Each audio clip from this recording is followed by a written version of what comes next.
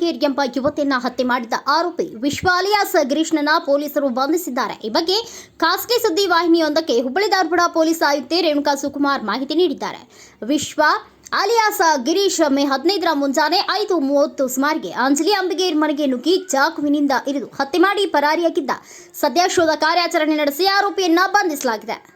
ಹಂತಕ ಪರಾರಿಯಾದ ಬಳಿಕ ಹಂತಕನ ಪತ್ತೆಗಾಗಿ 2 ಪೊಲೀಸ್ ತಂಡ ರಚನೆ ಮಾಡಿದ್ದು, ಒಂದು ತಂಡ ಮೈಸೂರು ಹಾಗೂ ಮತ್ತೊಂದು ತಂಡ ದಾವಣಗೆರೆಯಲ್ಲಿ ಹುಡುಕಾಟ ನಡೆಸುತ್ತಿತ್ತು.